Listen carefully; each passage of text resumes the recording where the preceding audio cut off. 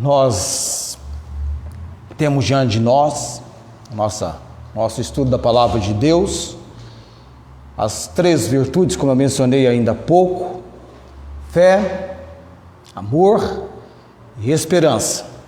Nós estudamos sobre a fé, adentramos para a virtude, não é um dom, mas uma virtude, o amor, e depois, indo para a Epístola aos Tessalonicenses, nós vamos estudar em todo o texto e contexto da Epístola aos Tessalonicenses sobre a esperança. Eu tenho destacado que cada capítulo da Epístola aos Tessalonicenses termina com uma esperança, uma promessa a respeito da esperança da volta do Senhor Jesus Cristo. Porém, mal nós começamos a ler primeiro aos Tessalonicenses, o apóstolo Paulo, escrevendo para aquela igreja, ele destaca as três virtudes com a igreja tessalônica, lembrando sem cessar, lembrando-nos, melhor diria, sem cessar. E Paulo diz: da obra da vossa fé, do trabalho do amor e da paciência, da esperança em nosso Senhor Jesus Cristo. Obra da fé. Interessante isso, porque qualquer pessoa se apresentando como um verdadeiro convertido, salvo em Jesus Cristo, foi salvo pela graça, por meio da fé. E essa obra salvadora de Deus é a obra realizada por Cristo na cruz do Calvário. Mas depois da salvação, devemos nos ocupar nas boas obras que Deus preparou para que nelas andássemos. E Tiago ressalta: fé sem obras é morta. Não é isso? Tiago ensina sobre isso na sua epístola, no capítulo 2, versículo 17 e também no versículo 20. Obra da fé, obra é trabalho. Depois ele vai ressaltar em trabalho do amor. Pensa que amar não envolve atividade, disposição, não é assim? Trabalho é atividade. Tem pessoa que vai ter um certo receio de atividades. O trabalho nos envolve em atividades que vai requerer de nós disposição, energia, não é assim? Uma pessoa acamada, doente, como vai trabalhar? Como vai empreender com disposição, gasto de energia? Tanto é que doentes não trabalham. Pessoas sadias, com boa disposição e energia, podem exercitar atividades. Trabalho do amor. Então, amar não é uma coisa, eu vou amar. É algo muito simples, fácil, qualquer um faz. Não. Envolve-se nisso céu e terra. Essa é a verdade. O trabalho, o agir do Espírito Santo, trazendo convicção ao nosso coração, trabalho da palavra de Deus. Tanto é que na esperança vai envolver paciência, que é algo muito importante com a igreja, com o povo de Deus, esperando a volta do Senhor Jesus Cristo. Não tem data marcada, mas tem sinais estabelecidos para essa volta. Sinais que estão aqui na palavra. E a palavra aproxima-nos no presente tempo que vivemos da consumação dos séculos. Quando então, breve, a Bíblia diz que é breve, mas 1000 anos para o Senhor é como um dia, e um dia como 1000 anos. No tempo estabelecido por Ele, teremos o cumprimento da nossa esperança. Essa esperança me empolga. Eu tenho certeza que mais cedo ou mais tarde chegar-se-á o dia em que eu darei o meu último suspiro. Ainda assim, a minha esperança continua. Cristo vai voltar. Os que morreram em Cristo ressuscitarão primeiro. Os que estiverem vivos serão arrebatados, encontraremos o Senhor nos ares e para sempre estaremos com o Senhor. Amém? Então, percebe você, por um bom tempo, fé, amor e esperança. Nossas companheiras, nossas amigas. Daqui a pouquinho nós vamos chegar em Tessalônica, na Epístola aos Tessalonicenses, ressalta isso, e o destaque maior vai ser a esperança. Porém, obra da vossa fé, trabalho do amor e paciência da esperança. 1 aos Coríntios capítulo 13, nós estamos estudando o versículo 6, falando sobre as características, aquilo que o amor é, aquilo que o amor não é, a natureza do amor. Paulo está escrevendo na sua carta à igreja em Corinto, ele escreve sobre um caminho mais excelente, e como aquela igreja e como nós também precisamos destacar, enfatizar, ressaltar a importância desse caminho mais excelente que é o amor, da importância, necessidade, natureza e permanência. Tudo aqui no capítulo 13, na inspiração da palavra que Deus concedeu, na revelação do mistério é essa obra de Deus que ocorreu à igreja, os gentios, vindo ao conhecimento de Cristo como Senhor e Salvador. Eu vou ler apenas o versículo 6, hoje só o 6, estou remindo o tempo hoje. Não folga com a injustiça, mas folga com a verdade. O que é que não folga? Não folga e não se alegra com a injustiça, mas se alegra com a verdade. O que é? Qual é esse item, senão o amor?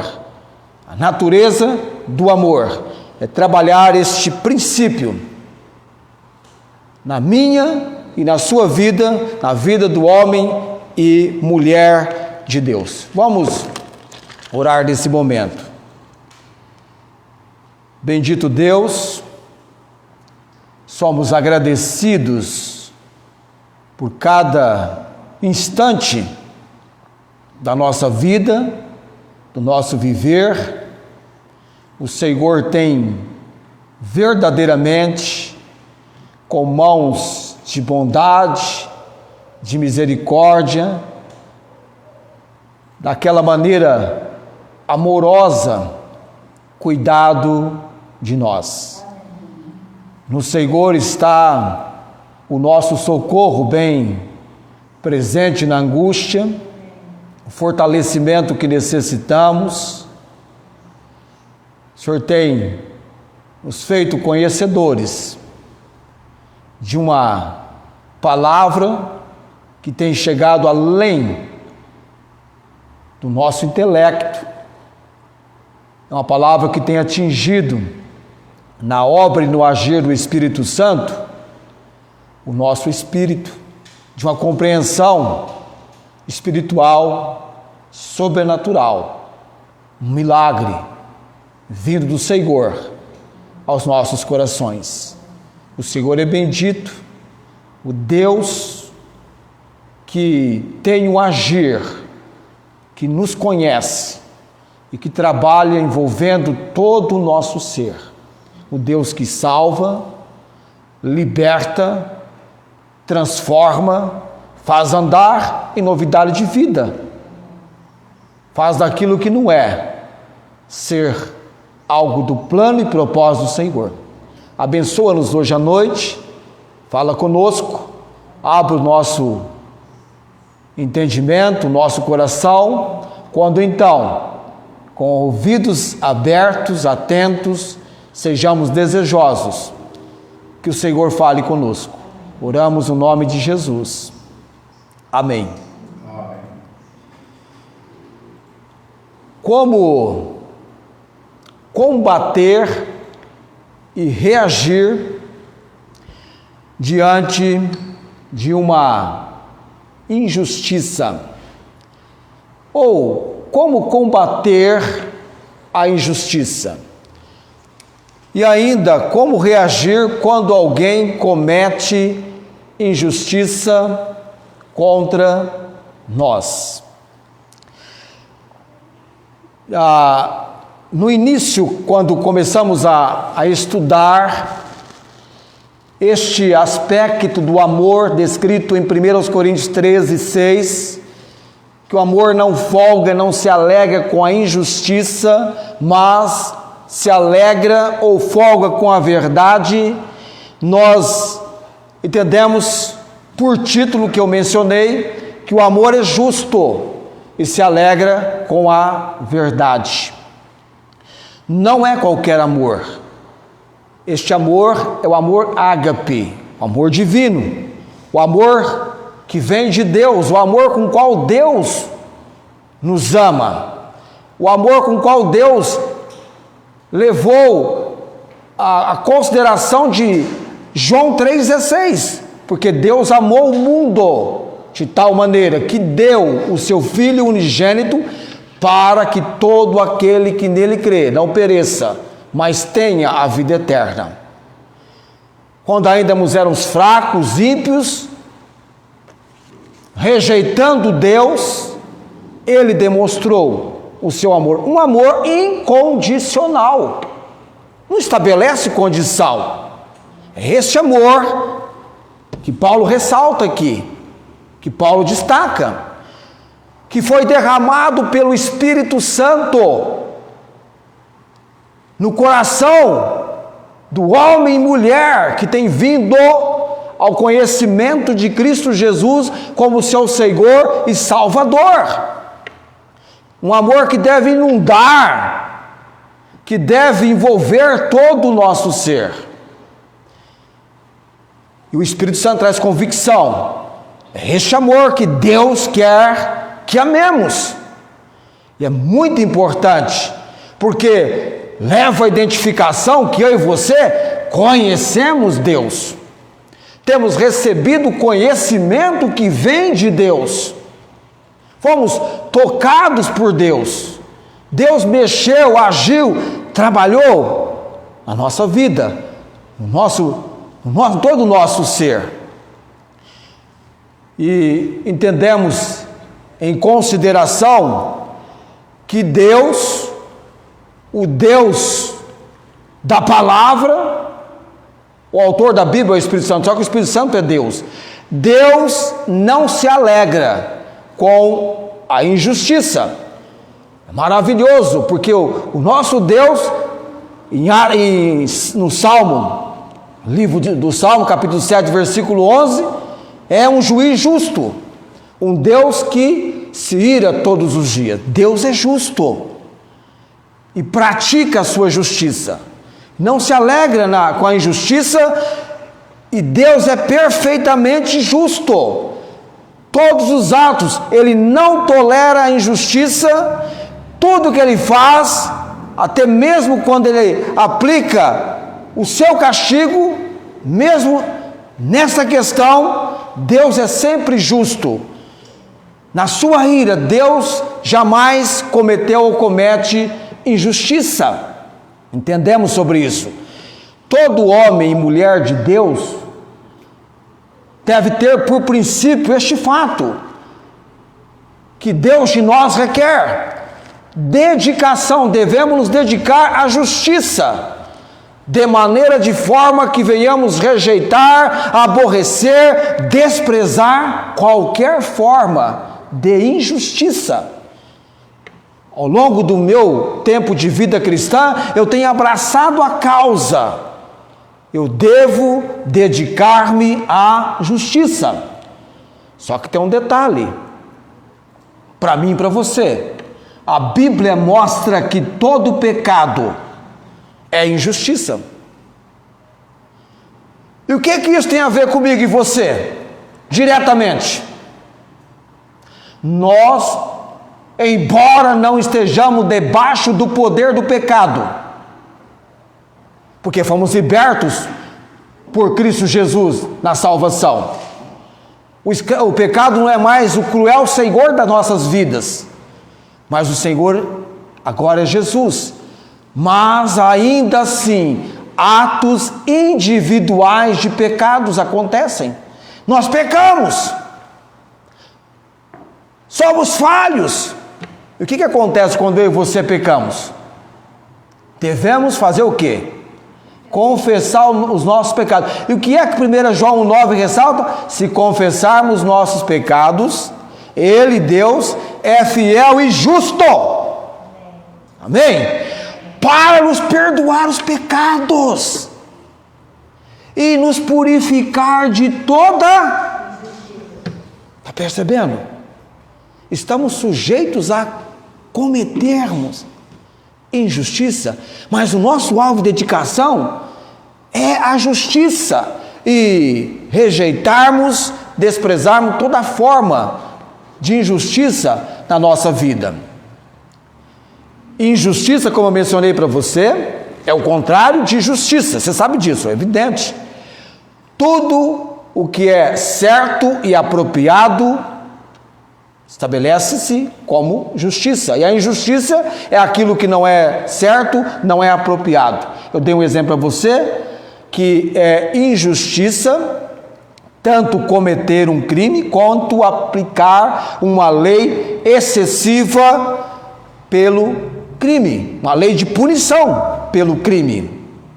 E nós aprendemos que o nosso pecado precisa ser confessado e Deus que é fiel e justo, olha o destaque importante disso, vai nos perdoar e nos purificar de toda a injustiça nos acometendo e Deus trazendo a purificação.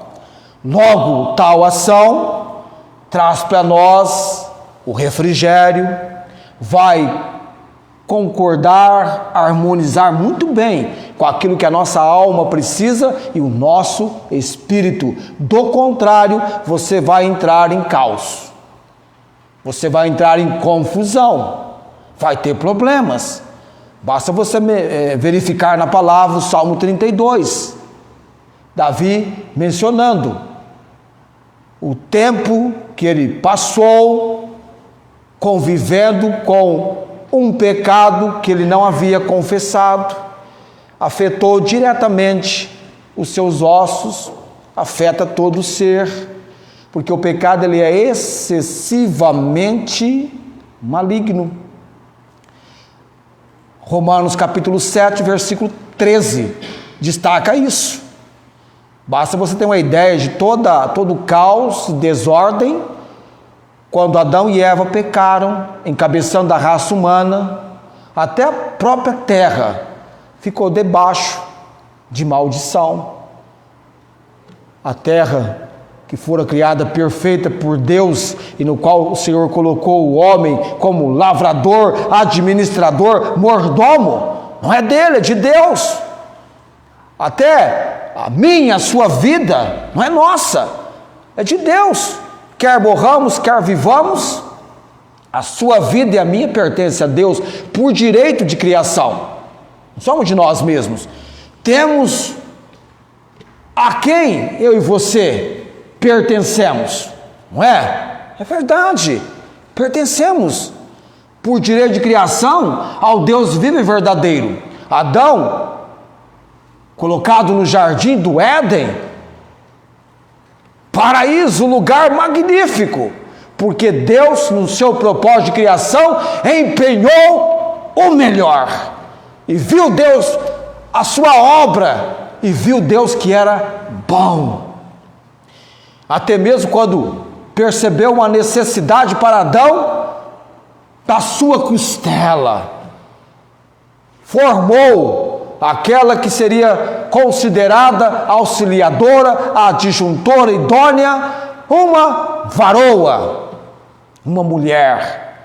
E aí tinha ali então, houve ali então o primeiro casal, a promessa de Deus instituindo a família, bênção, maravilha.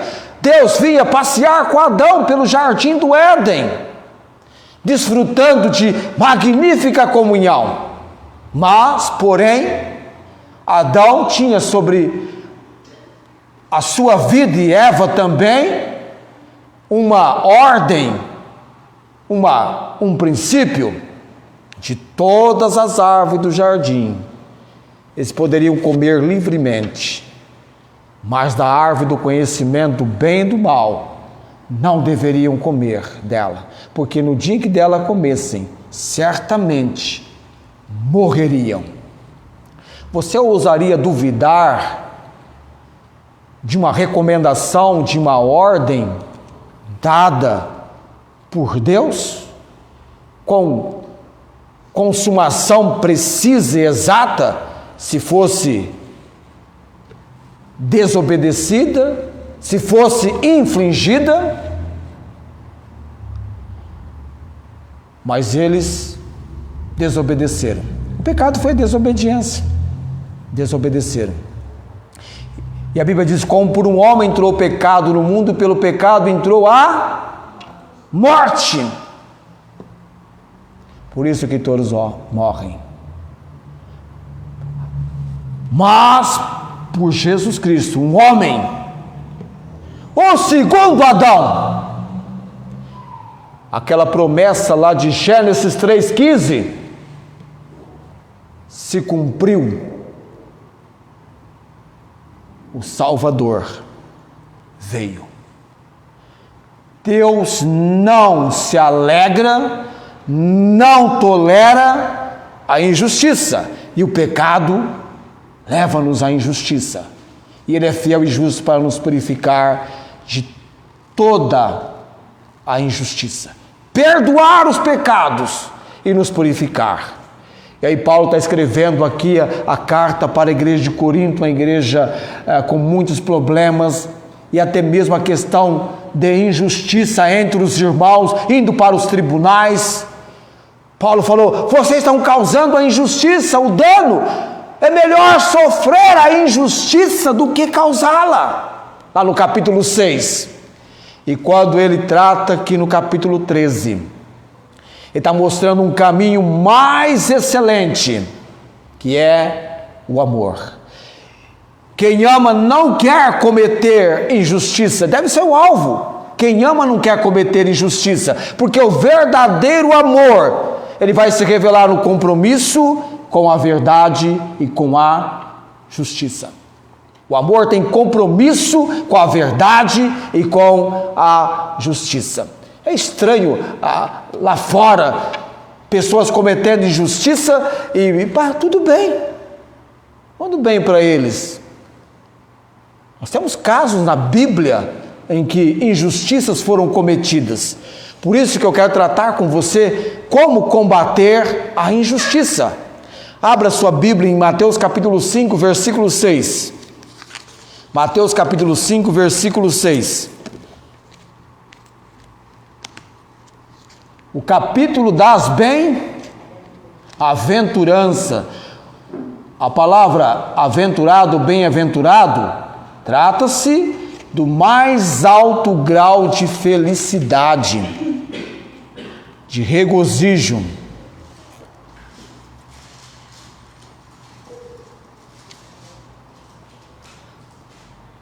Entre os bem-aventurados, o versículo 6 diz: bem-aventurados que têm fome e sede de... Por que são bem-aventurados?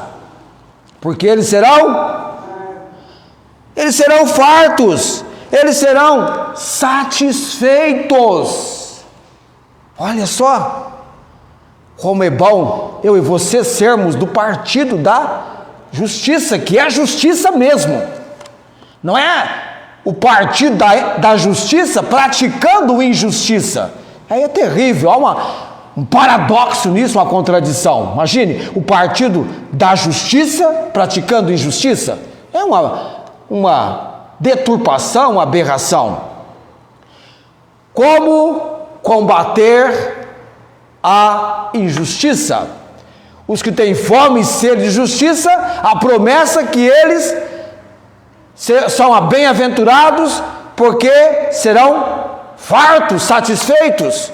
Então a primeira, ou a consideração, a melhor forma, vamos dizer assim, de combater a injustiça é praticando justiça. Amém?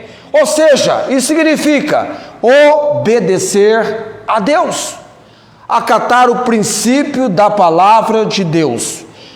Ao longo das nossas vidas, não sei quanto tempo você vai viver, mas ao longo da trajetória, ao longo das nossas vidas, seremos confrontados, abordados muitas vezes com a escolha entre a justiça e a injustiça.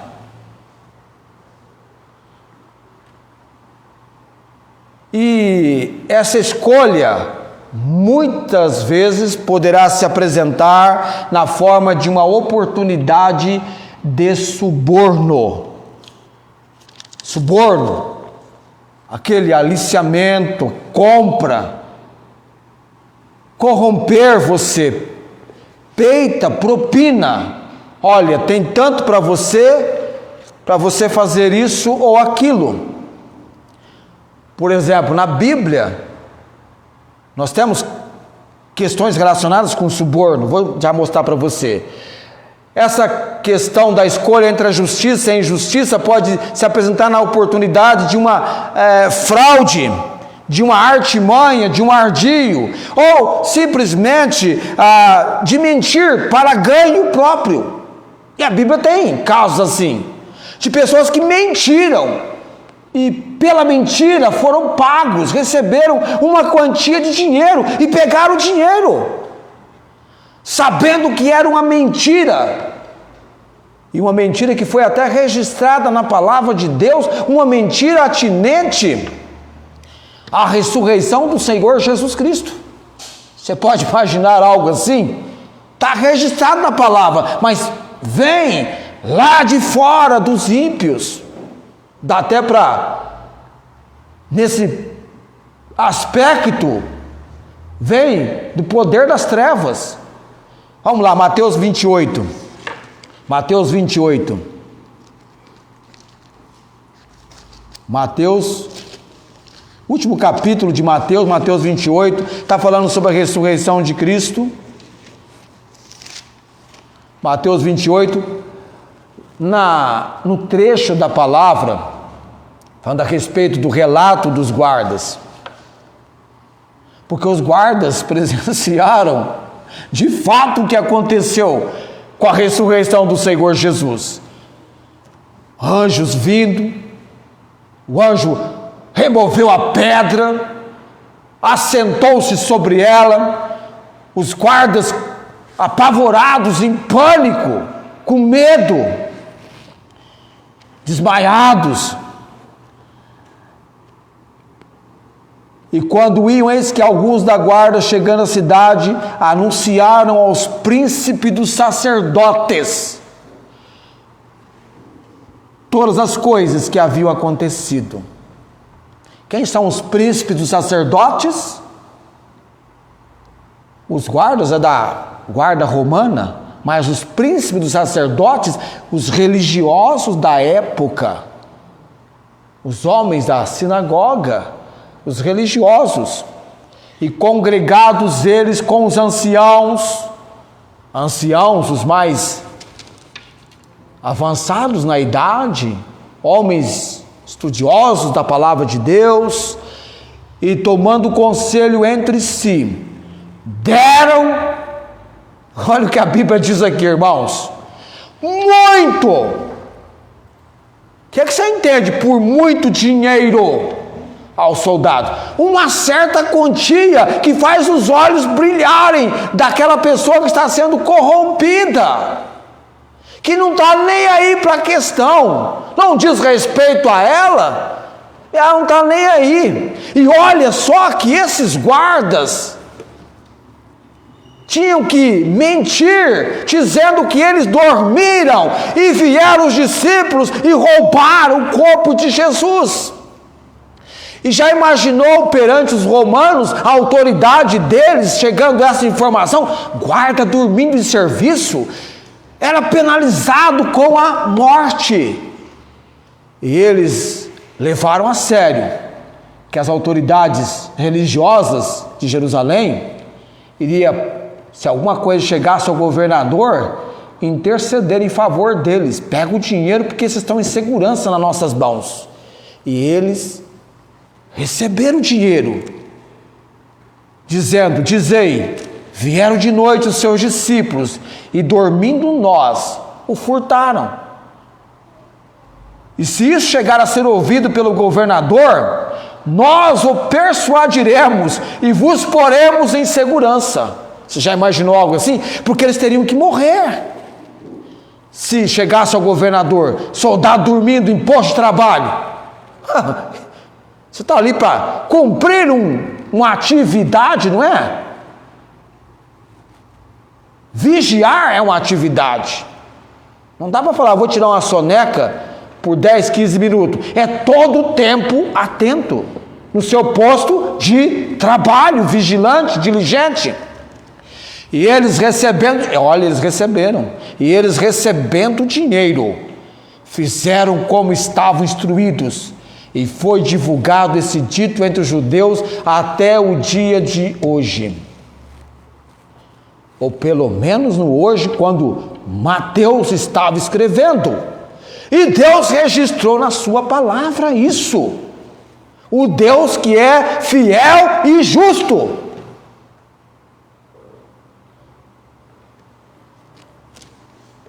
Eles vão ter toda a eternidade no inferno, se porventura dentre eles, nenhum deles verdadeiramente veio ao conhecimento de Jesus como Senhor e Salvador. O salário do pecado é a morte, morte eterna, por toda a eternidade. Eles fizeram isso. Cometeram uma injustiça, que foi registrada por Deus na sua palavra.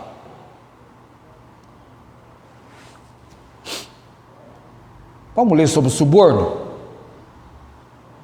Leve bem, a melhor forma que eu e você temos para combater a injustiça é termos uma vida dedicada à prática da justiça.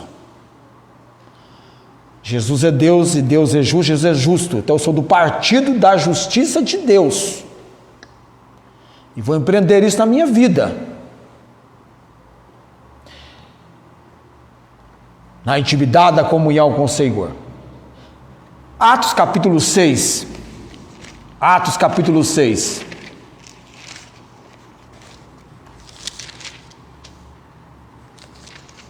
Atos 6.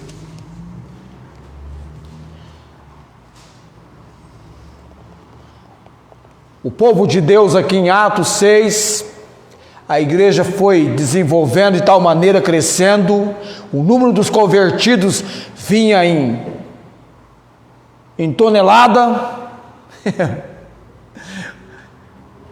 Se eu transformar em tonelada, 4.000 convertidos, 4.000 toneladas, né? Vinha em grande quantidade, vamos dizer assim, 3.000, quase 3.000, depois um número maior de pessoas vindo. As viúvas, no capítulo 6, precisavam de atendimento. Era necessário um ministério cotidiano com essas viúvas. Aí há então a implantação, a instituição dos diáconos. E havia pré-requisitos que estes homens que assumiriam este ministério teriam que ter. Deviam ser homens cheios de fé, do poder do Espírito Santo, homens cheios de sabedoria, cheios do Espírito Santo, homens de boa reputação, porque os apóstolos iam dedicar-se à oração e à pregação da palavra. E aí eles elegeram sete diáconos. Eu estava vendo uma garotinha num vídeo ontem, é impossível deixar de falar isso aqui. Me lembrou quando a Esther tinha idade semelhante à dessa garotinha. E aí está fazendo a pergunta para a garotinha: quem construiu a arca? Não é E outra pergunta, a garotinha responde, até que a voz, que não aparece a pessoa, mas só aparece a voz, pergunta para a garotinha assim: o nome dos 12 apóstolos? E eu falei: é 12? Será que ela sabe os 12? Ela começou a mencionar os 12. Nem eu agora mencionaria com tanta facilidade os 12. Mas a gente tem Pedro, Tiago, Felipe, João, Bartolomeu, Mateus. Ela falou alguns, aí ela parou. Imagina a garotinha de 2 anos.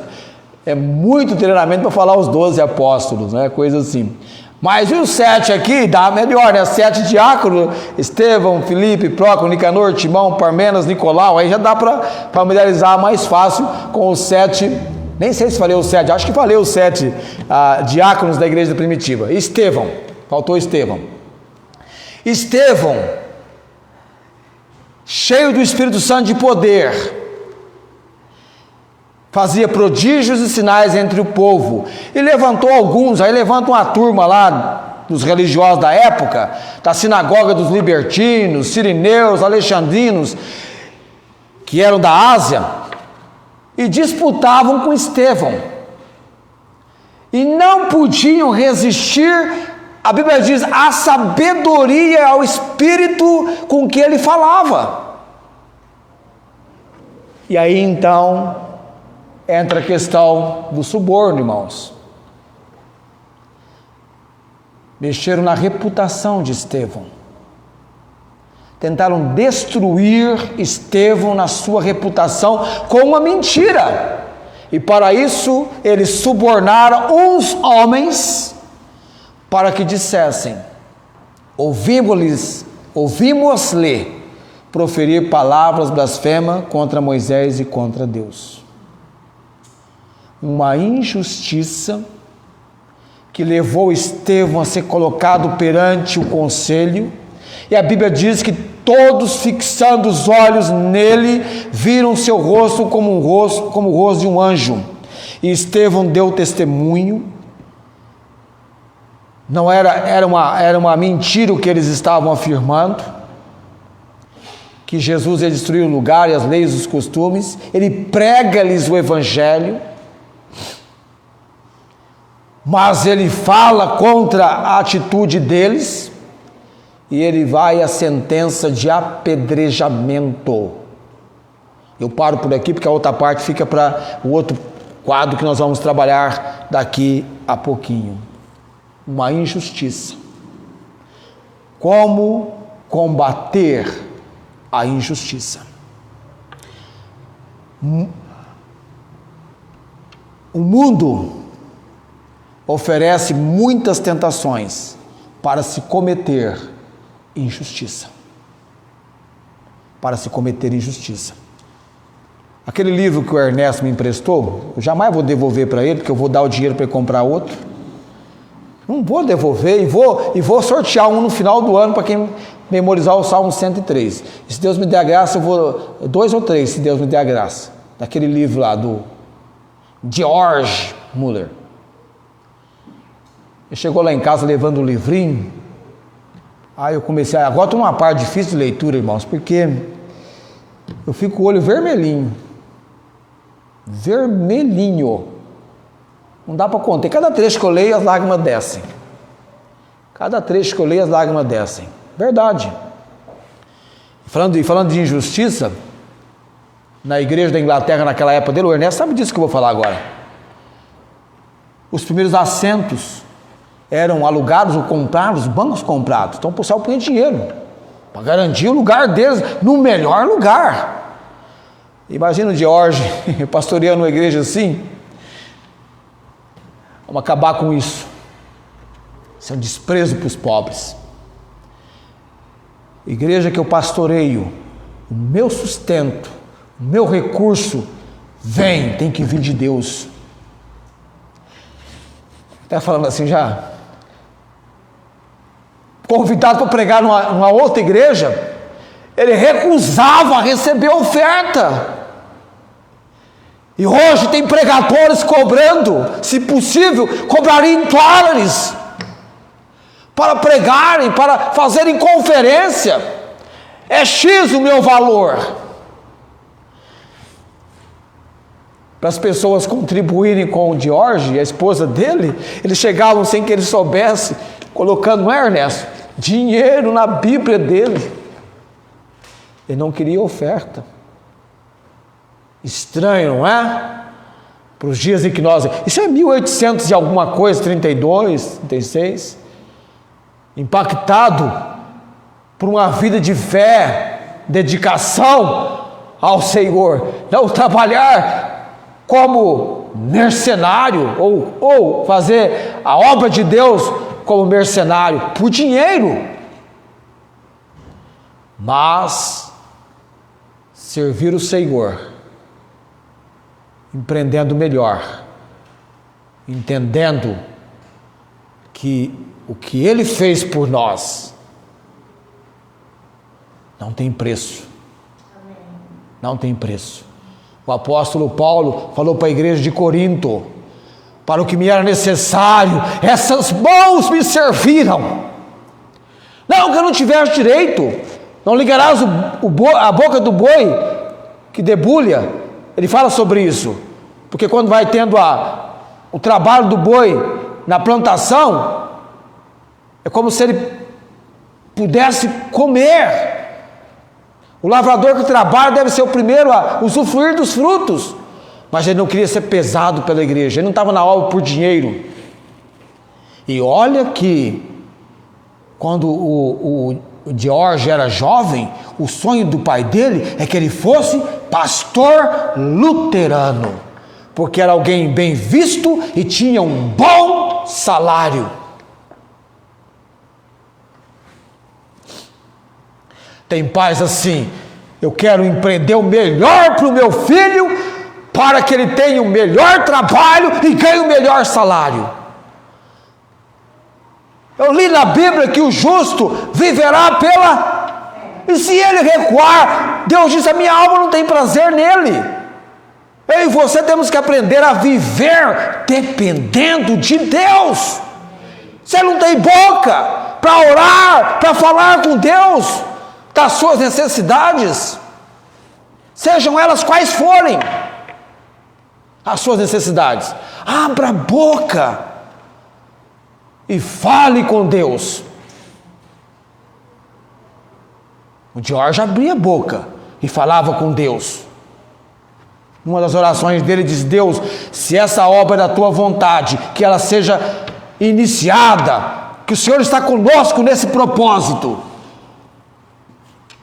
que eu receba uma oferta de 20 libras, e que essa oferta de 20 libras, eu empregue ela para adquirir Bíblias. Lembra disso, Ernesto? O Ernesto sabe como que a resposta da oração veio. Ele orou, aguardou, bateram na porta da casa dele. Era uma senhora incomodada, querendo trazer-lhe algo para lhe entregar, um envelope. Ela não tinha paz enquanto não viesse à sua casa e entregasse aquele envelope. E ele falou: senhora, ele sabia que era uma oferta, se a senhora pudesse usar esse dinheiro, o que a senhora faria com esse dinheiro? E sabe o que a mulher respondeu para ele? Eu compraria Bíblia. Eu acho que até para as crianças que ela queria colocar a Bíblia. Eu compraria Bíblias. Despediu da senhora. E sabe o que ele disse para a esposa dele? Deus respondeu a nossa oração. Eu não abri o envelope, mas eu sei que nesse envelope tem 20 libras. Não é, Ernesto? Abriu o envelope, 5, 10, 15, 20. Impacta ou não impacta o nosso ser? Dependência de Deus. Portas podem fechar. Deus não tem problema com portas que se fecham, porque aquele abre, ninguém fecha. Se fechou é porque Ele permitiu, Ele consentiu. Eu sei que Deus tem um propósito para esta igreja, tem observações que eu tenho vindo ao entendimento depois dos muitos anos que eu estou aqui. Nunca tinha pensado em algo assim e falo, nossa, eu nunca pensei nisso antes. Mas há tempo, Eclesiastes 3, versículo 1, há tempo para todo propósito debaixo do céu. É só você buscar a direção de Deus. Agora, é fácil, irmãos? É algo simples? Não. É algo muitas vezes que envolve o sobrenatural. O agir sobrenatural de Deus. Mas não você indo comprar um carro sem um centavo, nem um centavo sequer, e você diz, Deus vai abrir as portas e eu vou comprar um carro. Na dependência do Senhor, não é fácil. Requer uma fase, um momento de dependência, de confiar, de entender o propósito. Deus vai não apenas dar novos banheiros, mas vai alargar, estender as tendas aqui.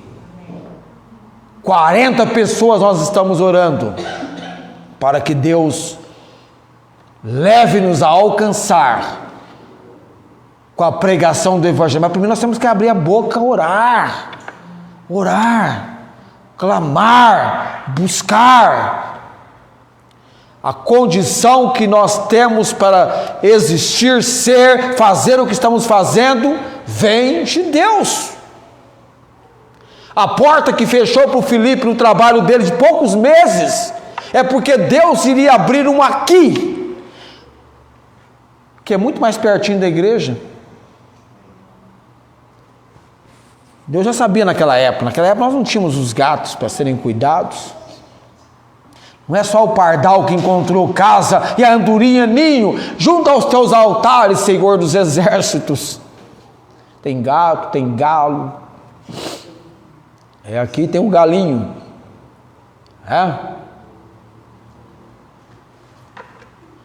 Irmãos, Deus que cuida de nós. Diz que os animais esperam de Deus o sustento. E Deus lhes dá o sustento. Quanto mais nós. Deus é fiel. Deus é justo.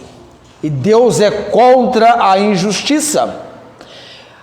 A Bíblia diz que o Senhor faz justiça e juízo a todos os necessitados. Dentro do plano e propósito de Deus, Ele permitiu que Estevão fosse apedrejado, fazia parte do plano, do propósito dele. Paulo sofreu injustiça. Qual crime ele havia cometido, senão de pregar o Evangelho, e foi decapitado? Pedro foi à cruz, achou indigno de morrer tal como Jesus, foi de cabeça para baixo. E o mundo vai oferecer muitas tentações para que eu e você venhamos a cometer injustiça. Eu fico observando muitas vezes no mundo como que as pessoas praticam injustiça, passando por cima das outras por causa de promoção. Querem atingir status mais elevado. Eu trabalhei com uma pessoa que ele tinha uma ansiedade pela posição. Eu quero atingir essa posição, eu quero chegar a essa posição. Onde Deus me colocou, eu fico, onde Ele quer que eu esteja, eu vou estar, e eu quero ser abençoado por Ele. Que valor tem a questão de posição, status, glamour? A minha carreira, e como eu falei, alguns pais querem que os filhos tenham o melhor emprego, o melhor curso, vão para a melhor faculdade, e o pai do George queria que ele fosse pastor luterano, ganhava bem.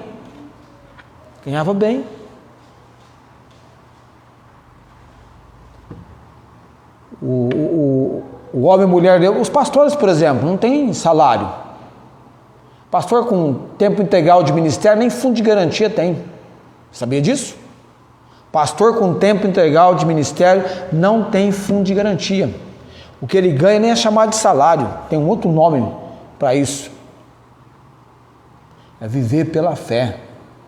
Pastor nos dias do Velho Testamento, pastor de ovelhas, era uma profissão marginalizada, era mal visto. Não era uma coisa assim de glamour. E hoje estão fazendo uma profissão que todos os pastores estão fazendo curso universitário para que então o seu ganho seja compatível àquilo que ele estudou. E tem pastor andando com guarda-costa, sentindo uma celebridade, e quando ele chega para pregar, ele chega ao púlpito com os seus guarda-costas, e quando está quase terminando o culto, ele sai, não cumprimenta ninguém, não conversa com ninguém, entra no seu helicóptero e lá se foi o indivíduo. E a igreja está lá, nossa, que pregador. Eu estou dizendo, Deus me ensina a pregar. Me ensina a pregar. Quando eu falo que não tenho tempo tão suficiente quanto eu precisaria ter, ele diz, você tem, porque eu te dou.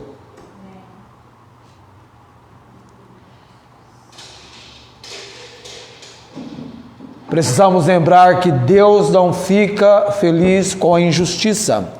Escolher fazer o que é certo nem sempre é fácil, mas é o melhor caminho. Eu vou parar na leitura de Romanos capítulo 2, versículos 6 a 8. A semana que vem nós vamos falar como reagir diante da injustiça. Hoje, como combater.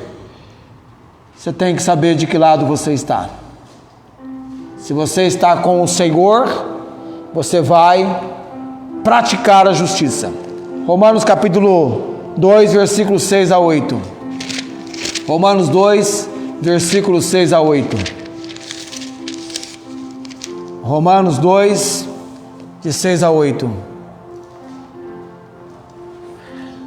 O qual recompensará cada um segundo as suas obras, a saber, a vida eterna aos que com perseverança em fazer bem procuram glória, honra e incorrupção, mas indignação e ira aos que são contenciosos, desobedientes a verdades e obedientes à iniquidade. Deus é um Deus que trabalha com princípios. Quem está no caminho errado nunca vai chegar no lugar certo. O caminho está errado. Muda de caminho. Muda de direção.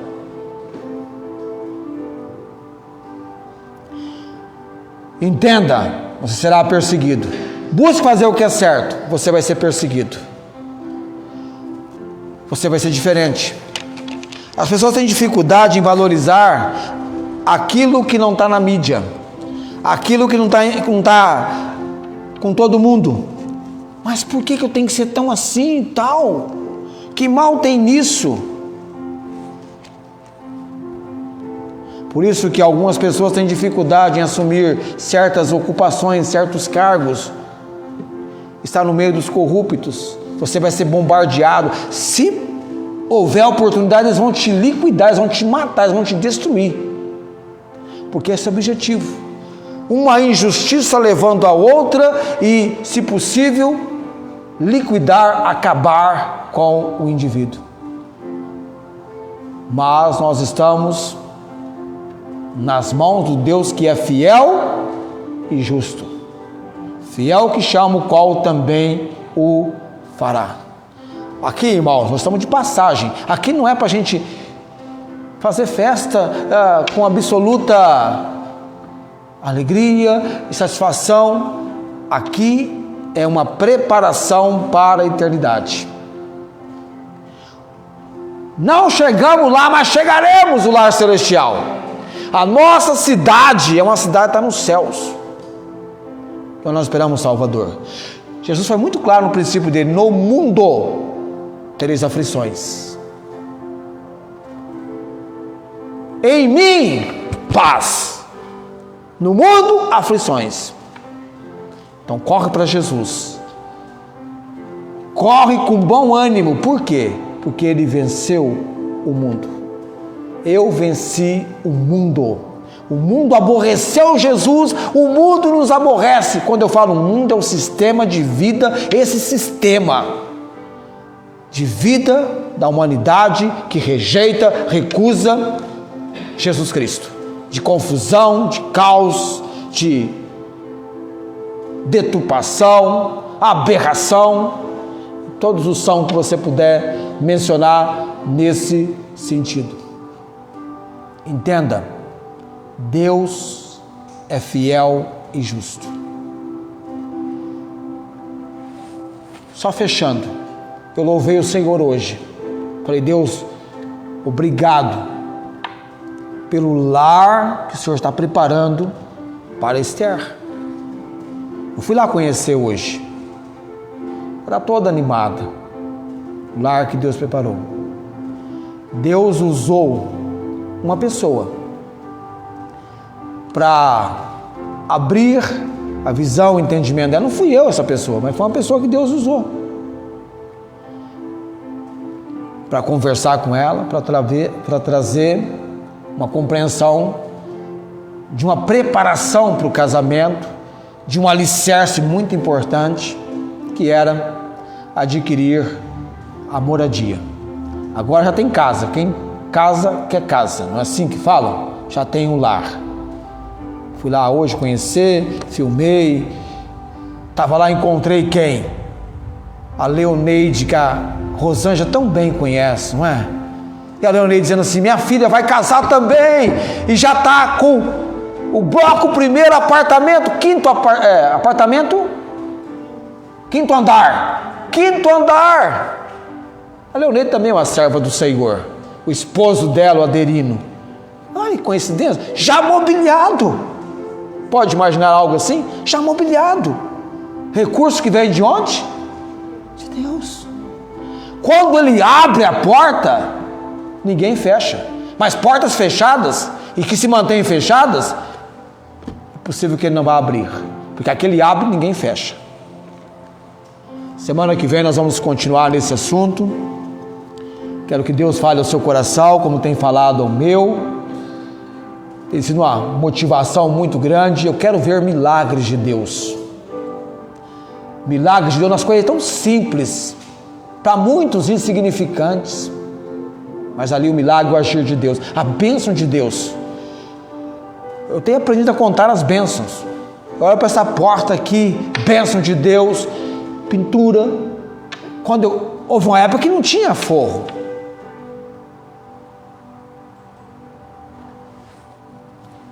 Muros novos.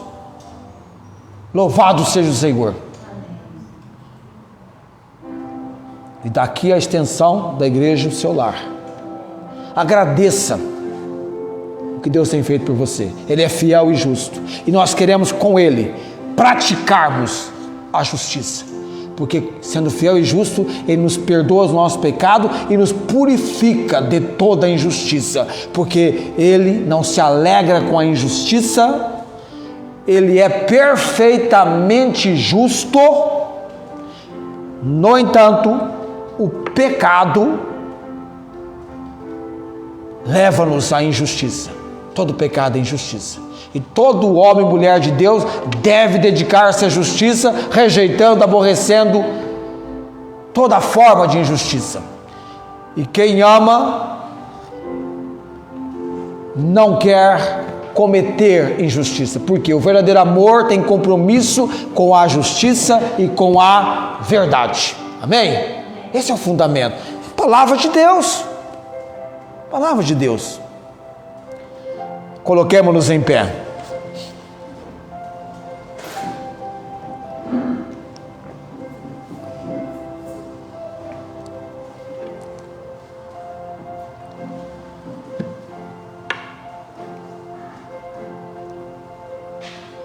Vamos orar nesse momento. Cada pessoa reconhecendo a obra salvadora do Senhor Jesus, que cumpriu a justiça de Deus, porque Deus é justo, e na sua justiça Ele tem que punir o pecado, consequentemente o pecador, e para que isso fosse feito, alguém tinha que tomar o nosso lugar, porque nós não podíamos, como pecadores, apresentar nossa vida em sacrifício que fosse compatível. Jesus fez a obra. Tanto é que na cruz do Calvário, antes de dar o último suspiro, Ele deu o último brado. Qual foi o brado que Ele deu na cruz do Calvário antes de dar o último suspiro? Está! O meu saiu forte, mas talvez o dele reuniu toda, sabe, na asfixia ali, né? Quase no último suspiro, está consumado. Quando Ele disse está consumado, a separação do lugar santo para o lugar santíssimo, aquela cortina rompeu de alto a baixo. Uma nova aliança. Acesso direto ao trono de Deus em qualquer momento. Vamos orar. Deus, o Senhor é Salvador. Quando o Senhor toca, move, age. É impossível ficar indiferente. Eu estou orando ao Senhor pela obra de salvação nesta igreja, ó Deus. Pessoas confirmando a sua decisão em Jesus Cristo como Senhor e Salvador, tendo prazer em ter a sua vida, em servir o Senhor Jesus. Uma vida investida em favor daquele que é fiel e justo e daquele que nos purifica de toda a injustiça. Abençoa, Deus, este ministério, esta obra, confirma a autoridade e poder da palavra do Senhor e também, ó Deus, edifica os salvos. Sejamos todos exortados a um viver para a glória e honra do Senhor. Oramos com gratidão, no nome de Jesus. Amém. Assentai-vos. A graça do Senhor Jesus Cristo, o amor de Deus e a comunhão, as consolações do Santo Espírito seja com todos vós. Amém.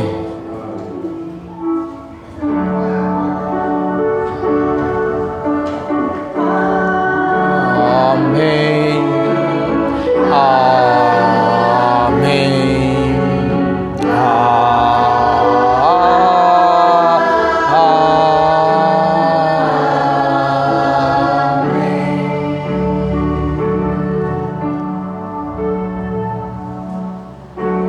Amém.